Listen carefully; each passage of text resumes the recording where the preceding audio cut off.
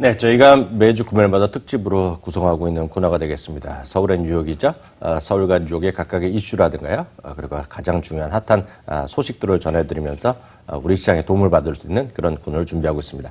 오늘도 미국 주식에 미친 남자 장우석 본부장 모셨습니다. 안녕하세요. 안녕하십니까. 장우석입니다.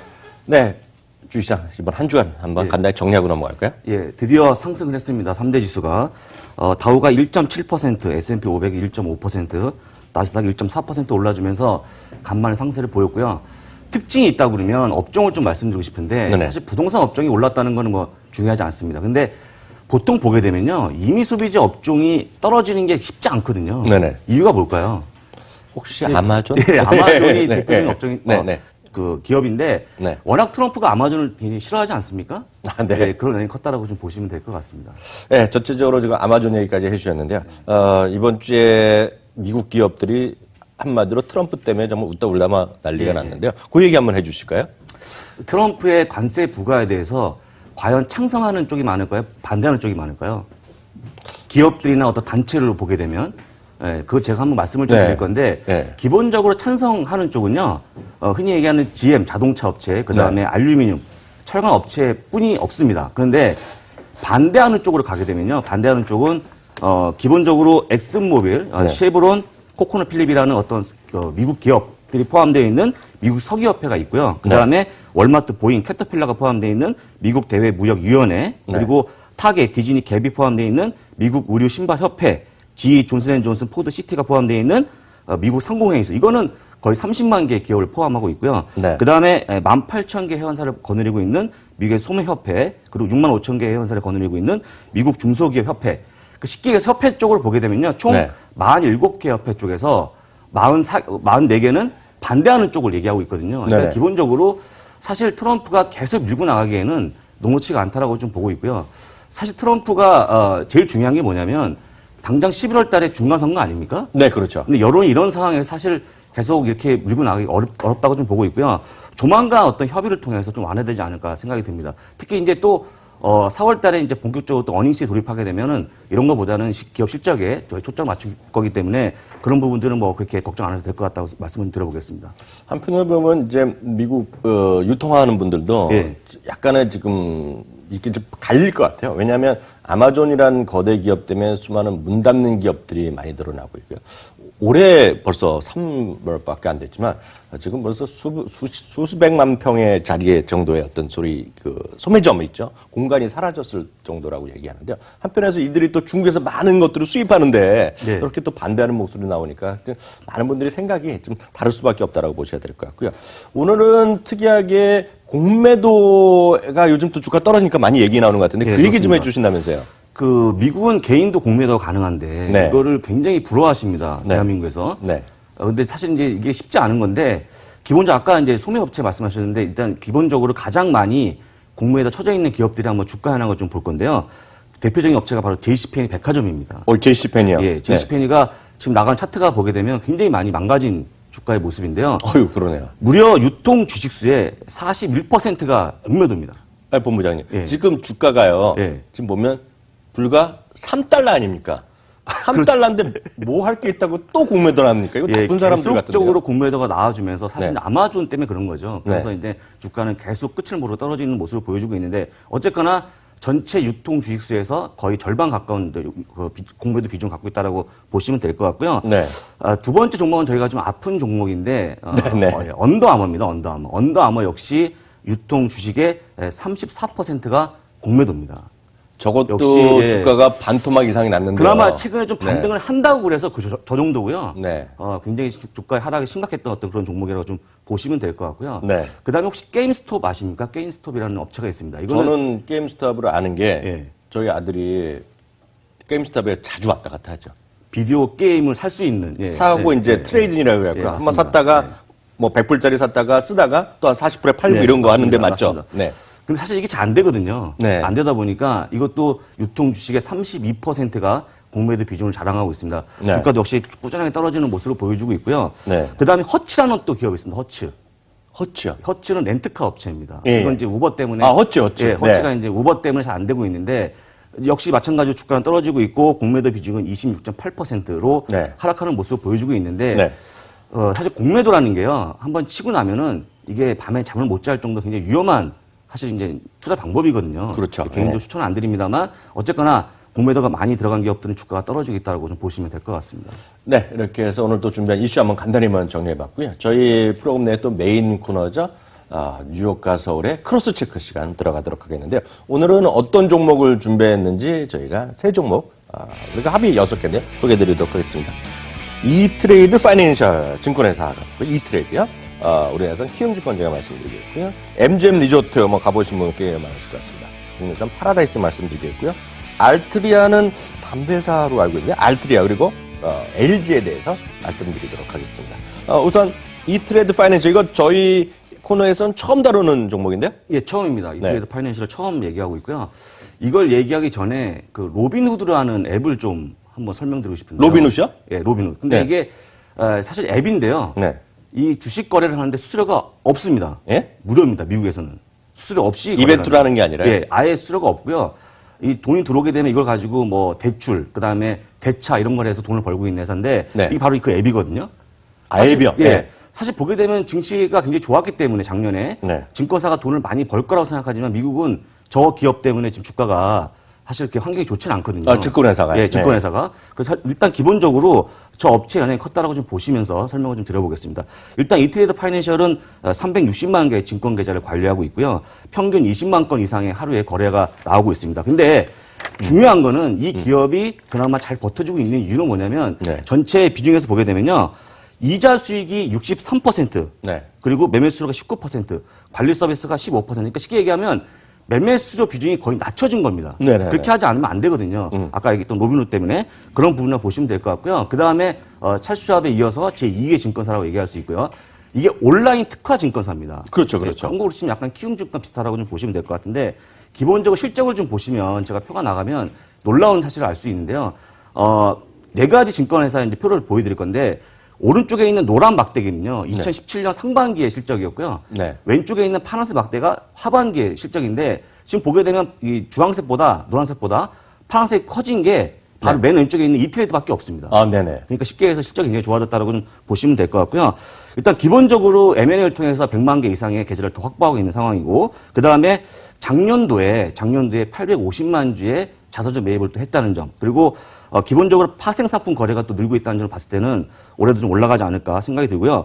기본적으로 제가 보기에는 저는 레이몬드 제임스처럼 네. 역시 강력 매수 의견을 얘기할 겁니다. 앞서 이트레이드를 말씀하셨다면 저는 명확하게 말씀드릴 수 있는 거는 바로 키움증권이죠. 네, 키움증권 그 이상 이하도 지금 없다라고 비슷하게 말씀드릴 수 있는데요. NH투자증권에서 레포트를 얼마 전에 냈는데요. 키움증권이 분기당 무려 1천억 원의 수익을 번다 얘기를 합니다. 근데 분기당 1천억의 수익은 다 누구한테서 나왔냐면 여러 시청자분들한테서 돈이 나왔다는 거죠. 왜냐하면 개인들이 투자를 많이 했는데요. 많은 분들이 앞서 얘기하면 이런 거 아닙니까? 앞서 이트레이드 말했지만 로빈후드 이런 게 아무리 나와도 점유율 올라가는 것은 따로 있다는 것인데요. 작년 여름인가요? 작년 여름 때에서 일부 대형 증권사에서 3년 무료, 5년 무료, 어떤 곳은 10년, 20년 무료, 평생 무료까지 이벤트를 했잖아요. 그래서 키움증권 같은 경우가 좀 어려울 거라고 얘기했는데요. 그 다음에 한번 그래프를 보시면요. 전분기 대비, 그러니까 4분기 얘기인데요. 전분기 대비 소위 브로커리지 수익이 증가한 것은 딱 보면 키움증권입니다. 키움증권이. 일평균 거래대금은 17%밖에 늘어나지 않은데요. 나머지들은 보세요. 대신, 삼성, 미래에셋, 한투는 평균 대비 평균 대비 부족하거든요. 근데 보면 키움증권만이 압도적으로 늘어나는 26% 늘어나는 걸 보여드릴 수 있을 거 보이고요. 하나 더 보여드리면 정말 확실할 것 같아요. 바로 이건데요. 키움증권의 코스닥 시장 점유율만 보면 25%입니다. 그러니까 코스닥 거래하신 분의 여러 시청자분들의 나는 코스닥 간다 하신 분의 4명 중에 1명은 어디서 하냐? 키움에서 하는 거가 되겠고요. 그 다음에 미래가 크다고 하지만 15%. 나머지는 다 그냥 고만고만한 것들이거든요. 그러니까 죄송하지만 그 회사도 열심히 하겠지만 고만고만한 것들이고요. 나머지 3% 이하는 구분이 안 돼, 구분이. 거기에 보면 키움증권은 압도적인 점유율을 보이고 있다. 그러니까 결국은 여러분들의 행동에 답은 있다는 것이 바로 보여준다고 보셔야 될 것 같고요. 그렇기 때문에 NH투자증권은 참고적으로 15만 원 목표 주가요. 업종 내 탑픽을 제시하고 있다는 정도 참고해서 말씀드리도록 하겠고요. 바로 두 번째로 갈까요? 예, MGM, MGM 리조트인데 이건 카지노 업체입니다. 카지노 네네. 업체인데 많은 분들이 작년 10월 달에 스테판 페독이라는 사람이 총기 난살해갖고 라스베가스는 안 가시거든요. 그러다 보니까 카지노가 왜 되겠냐라고 말씀하시는데. 맞아요. 작년 가을쯤. 네, 그렇죠. 근데 카지노는 마카오를 봐야 됩니다. 마카오를. 네. 마카오가 사실 이제 시진핑 정부가 처음 들어서고 나서는 이게 금지가 됐었거든요. 도박이 안 됐는데 최근에 보게 되면요. 이 기업이 마카오에서 1월 달에 카지노 매출이 무려 36%가 증가했고요. VIP 카지노가 또 있습니다. 이게 50%가 증가했습니다. 쉽게 얘기하면 마카오가 되면 다 잘 되는 거거든요. 네. 또 두 번째로 오픈한 코타이 리조트가 있는데 굉장히 큰 규모의 지금 나가는 사진인데요. 네. 이게 바로 복합 리조트인데 여기서 카지노를 하는 거죠. 이게 마카오입니까? 네, 마카오에 있는 겁니다. 이게 사실 두 번째로 지은 건데 이게 거의 한 한국 돈으로 치면 4조 원이 들어간 아주 최대 리조트입니다. 엄청나네요. 예, 사실 이거에 대한 기대감을 보게 된다면 지금 나와주고 있는 모건 스탠리의 어떤 목표 주가 $40도 괜찮다고 보고 있고요. 사실 이 경쟁사가 하나 있는데 윈 리조트가 있습니다. 윈 있죠, 윈. 예, 윈이 있는데 여기에 사실 경쟁사에 있던 그 스티브 윈이라는 CEO가 이 스티브 윈이 최근에 성추행설로 사임하면서 그렇죠, 맞아요. 이게 잘 안 되거든요. 그러다 네네. 보니까 MGM 리조트의 반세기까지 반영한다 그러면 제가 보기에는 $40 목표치 괜찮을 것 같습니다. 네. 저게 딱 보니까 제가 뭐 도박 그런 거 안 하지만 MGM 코타이 한번 가보고 싶은 생각이 부쩍 드는데요. 비쌉니다, 되게. 비싸지만 한 번쯤 가볼 수 있죠. 한번 가봐야 돼요. 근데 문제는 오늘 파라다이스 얘기를 잠깐 해드리겠는데요. 파라다이스를 제 의견을 말씀드리기 전에 파라다이스에 대해서 최근에 증권사 의견을 오늘 좀 순서를 바꿔서 먼저 말씀드리겠는데요. 신한증권, 이베스트, 하남, NH, 한국투자증권들이 매수 의견을 제시하고 있고요. 특히 유한타는 강력 매수를 얘기하고 있습니다. 근데 파라다이스는 하면 대한민국에서 외국인 상대 카지노 시장에서 점유율이 한 45% 정도, 45.7%가 정확히 나오고 있고요. 매출 구성은 역시 카지노가 한 83%, 호텔이 한 14%, 그리고 기타가 한 3% 정도 나오고 있는데, 여러분 아시다시피 워커리에 있는 카지노, 서울에 있는 워커리요. 그리고 부산에 파라다이스 호텔 이런 거 다, 그 제주도에 있고 뭐 등등등등 있는 거가 되겠고, 이번에 이제 인천 쪽에 있는 거가 되겠는데요. 실제로 보면, 그래서 많은 의견, 미리 말씀드리면 많은 증권사가 좋다고 얘기하고 있어요. 근데 제 의견은 오늘 약간 다릅니다. 왜냐하면 앞서 마카오, 우리나라에서 마카오 가는 게 결코 오래 걸리지 않거든요. 홍콩 가서 잠깐 하면 뭐 금방 5시간 안에 다 가는 거 아닙니까, 지금요? 그래서 마카오도 있고요. 오늘 더 말씀드리고 싶은 거는 아시아예요, 아시아에. 신규 또는 기존 카지노 시장이 엄청나게 커지고 있습니다. 앞서 말씀드린 MGM 리조트도 막 새로진 거 아닙니까? 그렇죠. 초호화 설비들요. 거기뿐만은 아니죠. 베트남은 공산당 국가잖아요. 워낙 공산당 국가에는 카지노가 별로 없는데요. 일정 소득 이상의 출입 가능한 카지노에 설립을 법적으로 만들어놨어요. 근데 아직 없는데 올해 안에 첫 번째 카지노가 생기고요. 더더욱 무서운 거는 일본의 수건 사업인 카지노 사업이 빠르면 올해 3개가 허가 납니다. 3개. 뭐 당장 지어지는 않는데요. 그래서 보면 새로 만드는 일본의 카지노가 몇 가지 조건들이 있는데요. 한 6만 원을 한 번에 내야 돼야지 들어가고, 물론 그렇고요. 그리고 일본 사람 입장에서 주 3회 이런 제한은 뒀어요. 뭐 가서 또 피폐해지면 안 되니까. 대신에 외국인은 뭐 무한대로 갈 수 있는 거가 되겠고요. 너희들 돈을 벌면 한 30%는 나라에 내라. 이렇게 해갖고 지금 여야가 합의가 되는 분위기입니다. 지금 일본의 한 뉴스가요. 그래서 일본이 만약 되면 여러 엄청난 큰 효과가 있을 것이다 보셔야 되는데요. 그 다음에 하나 더 말씀드리면 일본 무역진흥기구에서 요번에 중국인을 상대로 조사한 설문조사를 보여드려요. 물론 일본의 조사하는 거 약간 다를 수 있지만 중국인이 가고 싶은 여행지에 일본이 탑이고요. 한국은 18.3% 많이 떨어져 있습니다. 그래서 오늘 일부 다른 언론에서도 종합 신문에서 나오고 있는데요. 지금 사드가 해결됐다고 해서 갑자기 한국으로 중국 사람이 엄청 몰려온다? 별로 그럴 가능성은 별로 없다라고 일단 보셔야 되겠고요. 그만큼 좀 더 멀고 더 좋은 쪽으로 가려는 어떤 심리가 많이 있고 거기다 카지노가 생기고 이런 것들을 보면 우리나라는 좀 기본적으로 악재력한 것 같고요. 특히 이건 두 번째인데요. 한국 사람들도 오히려 또 외국도 많이 좀 좋아하거든요. 특히 일본을 또 좋아하거든요. 그래서 저는 하여튼 기본적으로 국내 카지노가 크게 큰 경쟁력이 있을까 생각 갖고 있어서 저는 다른 증권사 의견이 뭐 적극 매수도 있지만 저는 기술적 매매면 충분하나 정도 오늘 간단하게 말씀드리겠고요. 세 번째는 본부장님이나 저나 담배랑 멀리하는 사람인데 알트리가 담배 회사 아닙니까? 맞습니다. 일단은 담배 회사를 거느린 모회사죠. 모회사인데 잠깐 그림 먼저 보시면 알트리아가 있고요. 아래쪽에 필립 모리스사가 있고요. 그다음에 우리가 알고 있는 씹는 담배를 갖고 있는 스모킬레스 토바코나 회사도 있고, 그다음에 시가 회사도 있고, 와인도 있고 다양한 회사를 거느린 모회사입니다. 쉽게 얘기해서 이 담배 회사를 얘기하면 여러분들 담배를 지금 많이 필까요? 제가 질문을 드려보면 제가 안 데이터 피니까 갖고 모르죠. 왔는데 네. 1965년에 흡연율이 42.4%에서 거의 절반이 핀 거죠. 네. 최근에는요 15.5%입니다. 담배를 거의 안 피죠. 그런데 담배에서 어떻게 지금까지 돈을 많이 벌었을까? 그러니까 미국 나라? 예, 미국에 해당입니다. 미국이요? 예. 왜 이렇게 많이 돈을 벌고 있을까요? 그동안 담배값을 계속 인상했기 때문인데요.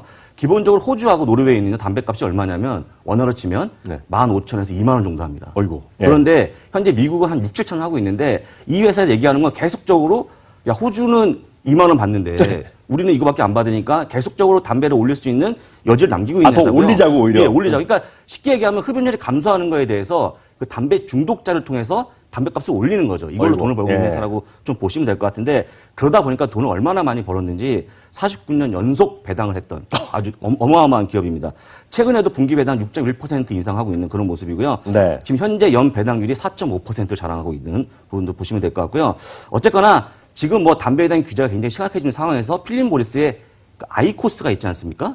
아이코스 있죠. 전자담배 네. 그런 쪽으로 계속 제품을 혁신적으로 바꾸고 있고요. 네. 아까 얘기했지만 담배값이 이렇게 싸냐 네. 그런 분위기 조성하면서 네. 향후에 담배값 인상을 노리면서 계속적으로 실적을 올릴 수 있는 기업이기 때문에 그냥 간단하게 좀 보시면 될 것 같습니다.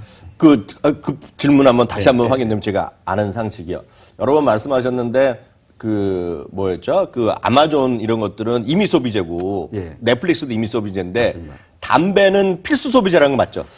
희한하지만 담배는 필수 소비재입니다. 담배가 필수였나 봐요. 예. 제가 이유를 알려드릴까요? 예, 저는 뭐 논리적인 건 모르겠고 저는 뭐 영화나 이런 걸 많이 보잖아요. 근데 여러분들 보시면 1950년대, 60년대 미국 영화, 유럽 영화 보면은요 다 담배 피는 다. 남자고는 다 담배 피고요. 심지어는 영국의 왕실에 있죠. 이게 엘리자베스 여왕을 중심으로 한 좀 미드한 유명한 게 있거든요. 거기 보면 엘리자베스 여왕의 그 아버지 우리 분들이 있잖아요. 그런 분들은 폐암으로 걸려고 수술까지 했는데 그래도 침대에서 계속 담배 피우는 거. 그러니까 다 담배 피우는. 그러니까 그게 모든 사람이 피웠기 때문에 필수 소비재였다는 생각을 오늘 갑자기 그래서 그 생각을 하니까 그 다음에 제가 안 잊어버려요. 담배는 그 당시에는 필수였다. 근데 언젠가 이렇게 법이 규정이 바뀌면 좀 빠져나갈 가능성도 있다는 게 제 개인적인 의견 참고적으로 말씀드리겠고요. 오늘 알트리아를 지주회사 같이 말씀드렸으니까 저는 대한민국의 지주회사 역시 뭐 여러 개가 있는데요. 이거는 대한민국 법적으로 1호 지주회사는 주식회사 LG거든요. 그래서 LG에 다시 한번 말씀드리겠는데 이거는 지주회사는 전반적으로 좀 괜찮아진다고 보고 있는데요. 왜냐하면 지주회사는 성장성뿐만 아니라 안정성을 중시하는 사회적 분위기 그리고 고배당에 대한 요청이 많이 늘어나고 있고요. 또 하나는 지배구조의 선진화가 결국 순환출자 고리 해제, 경영 투명성 확보가 결국 이런 모든 것들이 결국 지주회사로 가는 거다라고 보셔야 되겠고요. 미국이나 선진국에서도 보면 그 1대, 2대, 3대까지 넘어가면 실제로 보면 그 다음 세대에 가면 대부분이 전문 경영 체제로 많이 가거든요. 이게 미국에 워낙 유럽에서 워낙 속담 같이도 많이 나오는 얘기가 있는데요. 어찌됐건 지주회사 체제로 가고 전문 경영인 중심의 자회사를 운영하는 것이 경영 합리화도 되고 주주 이익에 극대화되고 경영에 꼭 관심 없는 대주주들도 그 자식들한테 어떤 지분을 통해서 배당을 통한 소유익을 안전성 있게 가져다주는 그런 사회 분위기가 많이 바뀔 가능성이 있다고 보고 있습니다. 그런 관점에서 지주회사가 좋다고 보고 있는데 저는 그중에서도 LG를 말씀드린 것은 LG 밑에 있는 자회사들이 워낙 좋다는 거죠. LG전자는 1분기에 어닝 서프라이즈가 기대되고 있고요. LG생활건강은 아시다시피 업계 1위의 프리미엄 화장품 시장이 또 요즘 좋아지고 있고요. LG화학은 지금은 주가는 지금 슬로우하지만 하반기에 전기차용 2차 전지에 흑자 전환 기대감이 있고요. 이런 컨센서스에 비해서 좀 안 좋은 것도 있고 좋은 것도 있지만 지금 수준에 보면 LG만 보면 LG전자의 주당 순이익이라든가요 목표 주가 대비 지금 주가는 오히려 정체되고 있거나 오히려 재미없는 모습을 보여주고 있거든요. 이렇게 보면 주식회사 LG 관심을 이게 바로 그 화면이 되겠는데요. 전통적으로 하나만 더 그림 보여드리면 LG의 주가는 항상 LG전자의 주가 항상 맥을 같이 했습니다. 가장 큰 포션을 차지하는데 지금 이 그래프 보시겠는데요. 위에 있는 것이요. 파란색이 LG전자입니다. 그리고 빨간색이 LG 주식회사 LG인데요. LG전자가 2월부터 해갖고 쭉 올라갔거든요. 그건 실적에 대한 판단을, 기대감은 올라갔는데, 주식회사 LG는 결국 LG전자가 좋아지면 좋아져야 되는데, 주가는 떠나 못 가고 있거든요. 저는 이런 것들이 좀 단기적으로나 기술적으로도 여전히 한번, 트레이딩이 가능한 영역이다라는 관점에서 오늘 주식회사 LG를 트레이딩 매수 관점에서 다시 한번 확인드리겠고요. 마지막으로 본부장님, 다음 주 우리가 좀 체크해야 될 만한 포인트 좀 정리해 주시겠어요? 오늘 밤에 일단 고용지표를 보셔야 될 것 같고요. 4월 11일 날 델타 항공의 실적이 나오고요. 4월 13일이 굉장히 중요한데 시티그룹, 웰스파고, JP모건, 체이스 금융지 실적이 나오니까요. 꼭 살펴보시기 바랍니다. 네, 지금까지 서울 뉴욕 앤서울 통해서 더 장우석 본부장과 함께하는 시간 가졌습니다. 오늘 말씀 감사합니다.